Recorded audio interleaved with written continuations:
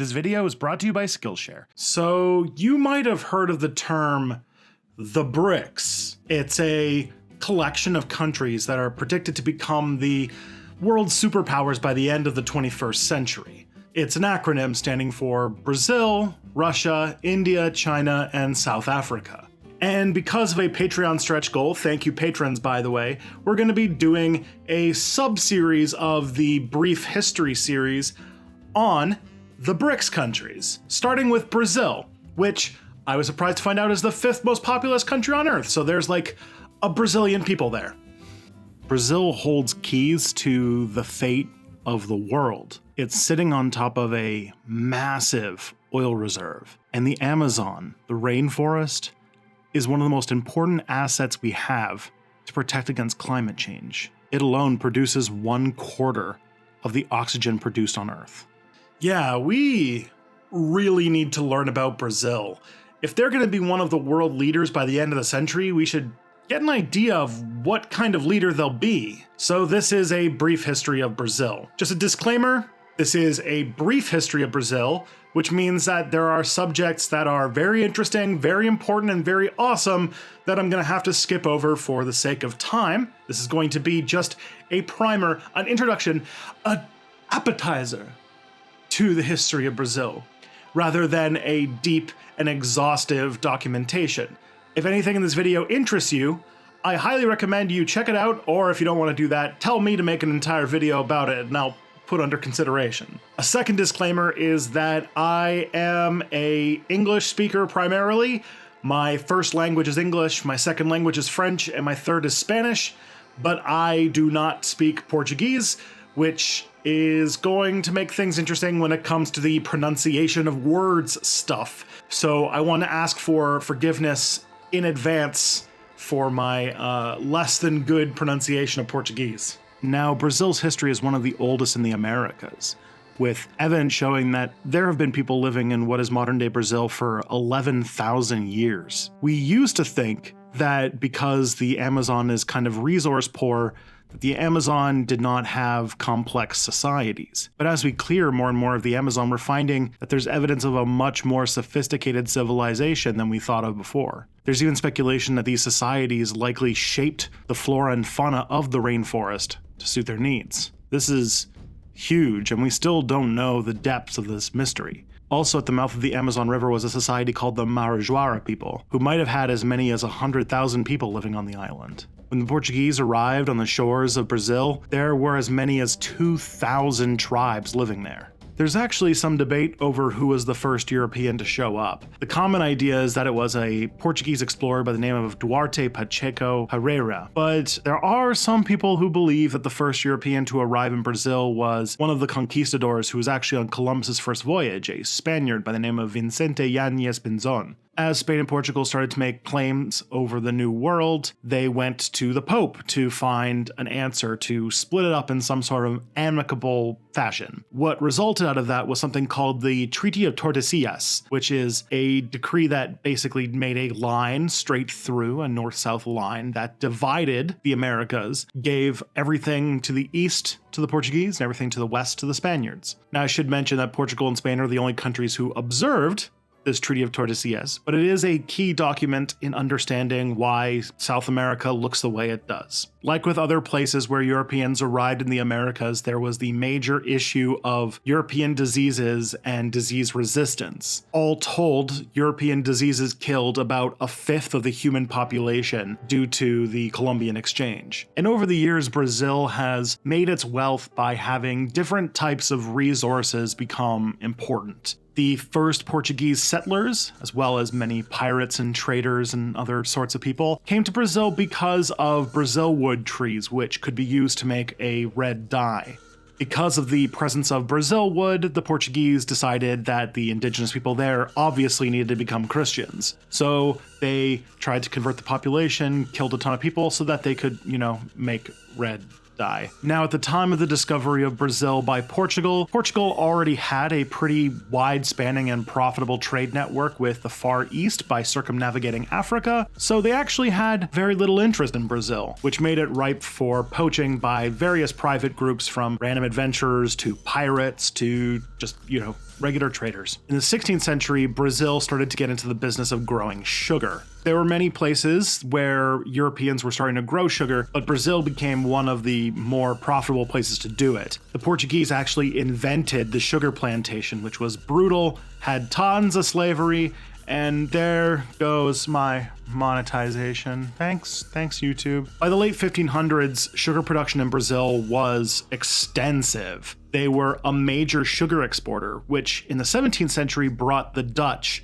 who tried to show up and take over productive sugar territory. The Portuguese, as well as indigenous and Afro-Brazilian allies, were able to push the Dutch out, but it started to get Brazil the reputation that their coast was poorly defended. And so a lot of Brazilian history, at least in the colonial age, is trying to just repel people just showing up in Brazil and starting their own colonies. After the Dutch got pushed out, many of the rivals in Europe to Portugal in the sugar trade decided to start focusing more on the Caribbean for their sugar production. And this has a lasting mark. One of the most iconic liquors in Brazil that's actually pretty hard to get outside of Brazil is called cachaça, which is made from sugar. In the 18th century, gold was discovered in Brazil, which made the Portuguese very happy because they were very, very tapped out from wars with Spain and the Netherlands. It led to a gold rush, and in the 18th century, gold mining became Brazil's largest industry. There was an area called Minas Gerais, which is Portuguese for the general mines, which became one of the most developed areas of Brazil. There were also diamond deposits found, so there was a lot of money to be had. In 1720, coffee was introduced to Brazil, which grew immensely. By 1850, Brazil was producing half of all of the coffee on the planet, which coffee, by the way, also involved, along with all these other industries, extensive use of black workers. The only difference between coffee and the rest of them is that coffee plantations actually could use a mix of slave and free black workers. In the 19th century, the coffee trade also brought immigration waves of Spaniards, Italians, and Japanese workers. It was coffee that actually developed the Brazilian railways. By 1900, coffee represented 16% of Brazil's GDP. The last big resource boom in Brazil was rubber. From the 1880s to the 1920s, rubber was huge in the Amazon. It caused massive development in the place where there was extensive rubber plantations, and it went really, really well until Asian competition brought down the price, which made the entire industry collapse rather dramatically and caused severe environmental damage to the Amazon. I talk about these different stories because Brazil has always been this place that has been exploited for its wealth, its primary resource wealth. And this happens in a lot of countries. This is very similar to the story of the Democratic Republic of Congo, and to some extent, it's also the story of Canada. This resource dependent leads to these really, really bad boom and bust cycles, which can make entire regions develop and de-develop very quickly. Not to mention, if you control a strategic resource, you're going to be finding powers across the world messing around with your country in order to make sure that the spice keeps flowing. Going back to the beginning, the Portuguese kingdom did not really want to be involved in the day-to-day management of Brazil at the beginning, as it was just a small colony that didn't really get a lot of attention. So the Portuguese king just gave huge tracts of land to Portuguese nobles. There was some exploration into the interior by paramilitary groups called bandeirantes, who were looking for gold and slaves in the interior of the Amazon. But for the most part, the colonies kept to the shores. After the Dutch invasions in the 1600s, Brazil had a reputation of being poorly defended, so they were fending off invasions from the French, the English, and the Dutch, who were all trying to start new colonies in Brazil. They were repelled, but the Dutch continued to be a common problem, usually with privateers and piracy. The Portuguese invasion of indigenous territory was, of course, also resisted. Very early on in the Portuguese invasion, there was a major confederation of indigenous tribes called the Tamoio Confederation, which bravely stood up against the Portuguese. And of course, Portugal, being the country obsessed with slavery, imported tons and tons of African slaves who started their own resistance movements. One really interesting example being Palmares. Now, I can't talk about Palmares without talking about a leader by the name of Zumbi. He was an African man who lived with the Portuguese, with missionaries. He escaped and during his life became a legendary warrior and figure, being the leader, the king almost of Palmares. They founded a republic called the Quilombo dos Palmares, but unfortunately his soldiers were defeated by the Portuguese because of their access to artillery. Zumbi was wounded, but he escaped. Then he was betrayed by one of his compatriots, captured by the Portuguese and beheaded. They specifically showed off his head to show to African slaves that he was, counter to the legends about him, not immortal. But from all of the stories of Zumbi's life, it sounds like he kind of rules. Palmares was just one example of something called a maroon, which show up all over the Americas and I think might be a good topic for their own video. Maroons are communities made up of people who escaped slavery. They were in Brazil, they were all over New Spain, and they were also in the United States. But Palmares was actually able to boast a population of about 30,000, so this was a really huge one. Also, the escaped slaves living in Palmares developed a martial art by the name of capoeira, which, if you ever see people doing it now, I think has to be one of the most Brazilian things ever.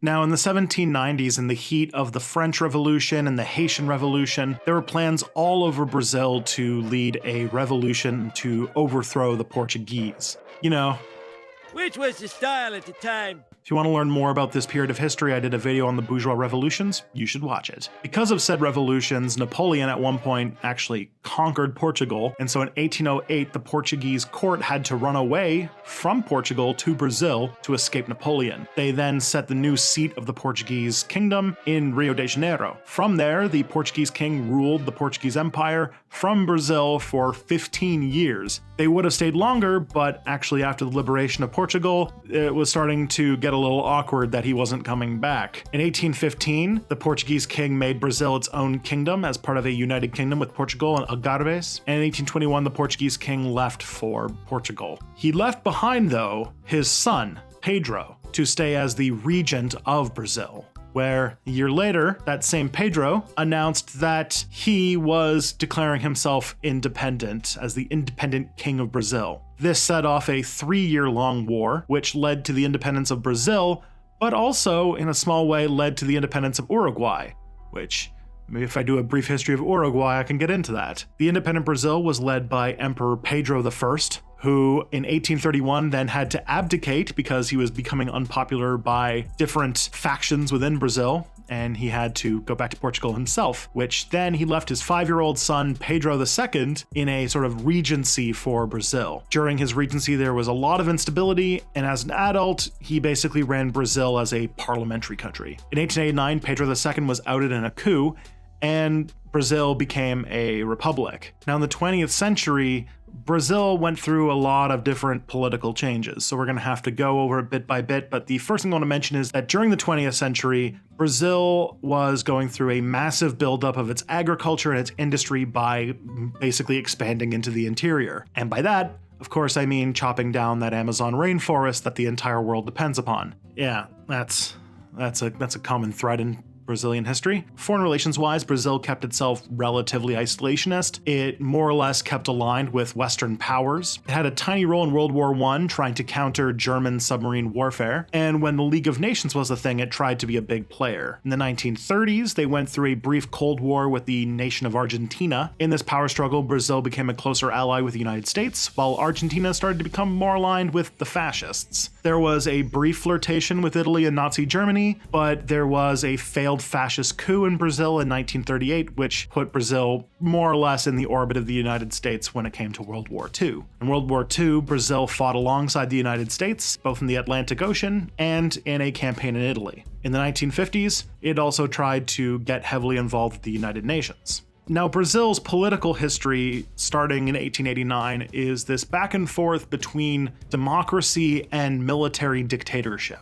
In 1889, there was a military coup, and the emperor was deposed for 4 years of a military dictatorship. In the constitution that was drawn up shortly after, women were banned from voting, and For the most part, in this time period, the presidency of Brazil was ruled by coffee barons from one of two provinces. They would hand the presidency to each other back and forth. This was called coffee with milk politics. In the 1930s, there was a liberal revolution which overthrew the rulership by the coffee barons and put in a more democratic society, which was then overthrown in 1964 by another military coup. The 1964 military coup came from a fear of a potential communist revolution. Many of the military leaders in Brazil wanted to make harsh anti-leftist policies and were getting frustrated with what they called speed blocks caused by democracy. The military dictatorship was the fastest way for them to implement economic policies that benefited a small wealthy elite while also suppressing popular discontent. The Brazilian right would consider this 1964 coup a revolution, but in reality, the distribution of power moved to a small elite that was already doing very well. It was a way to secure power rather than grow new power. This coup was, of course, supported by the United States. They thought it was a way to counter communism. And during the rulership of the military dictatorships, there was a massive growth in wealth inequality, a huge increase in national debt. And during this period, they deported, imprisoned, tortured, and killed lots of indigenous people so that they could build things like farms, ranches, and hydroelectric dams on top of their ancestral territory. This military rule would continue until 1985, where a interesting fluke turned the tables. The military dictator elected in 1985 actually died before he could be sworn in, and his vice president, who was a civilian, actually was the one who took power. This took the Brazilian government out of the hands of the military and into the hands of civilian power. In 1989, Brazil had its first popularly elected president, and what came from it?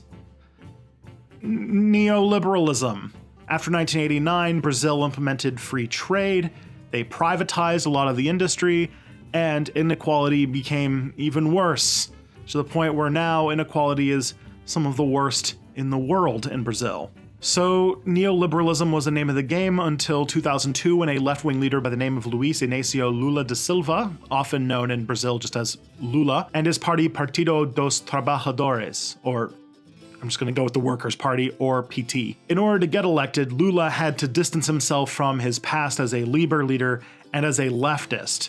After that, he was able to get elected because the hegemonic media was very resistant to his candidacy, and this was a way to ingratiate himself to them. Part of his softening his edges meant that Lula kept a lot of the neoliberal policies and austerity alive. Didn't also hurt that the international community basically held the real, which is Brazil's currency, hostage until they submitted to said harsh austerity. So the Lula government did a lot of things like cut retirement benefits for public workers. But it also put in a lot of programs to improve the lot in life for a lot of Brazilians. There was an increase in the minimum wage. There was a program called Fome Zero, or Zero Hunger, which guaranteed social assistance for food staples for poor people. It led to a 46% decrease in child malnutrition. The PT even made medicine considered an essential good and focused on getting it to the disadvantaged. Lula's government even survived a 2005 accusation of corruption, and through this government, inequality started to get a little better. In 2010, Lula couldn't run for president again because of term limits, so in his place was put a new leader of the Workers' Party, Dilma Rousseff, who became, in 2010, the first female president of Brazil. Then things started to take a dark turn. In 2013 and 2014, protests broke out over Brazil due to public transit fees and the spending on the 2014 FIFA World Cup, which took place in Brazil.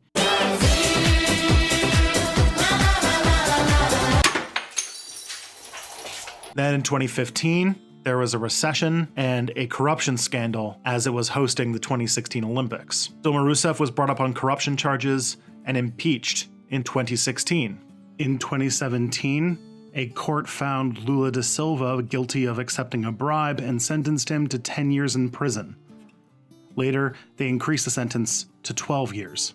Then in 2018, Brazil elected the far-right leader, Jair Bolsonaro. When he voted to impeach Dilma Rousseff, he dedicated his vote to the officer who personally tortured President Rousseff during the military dictatorship. He has gone on the record saying he wants to exploit the ever-living shit out of Brazil's remaining natural resources. And through all of this, we might be watching the end of another period of Brazilian democracy in favor of another dictatorship period. Is this the end? Now, this part might hurt the evergreenness of this video, but as I'm making it, very recently leaked documents came out that show that impeachment trial I mentioned for Dilma Rousseff was basically being aided along by the judge who presided over the impeachment hearings, which more or less exposes that the impeachment hearing was a right-wing coup. The judge was telling the prosecution what arguments to make and how to do it.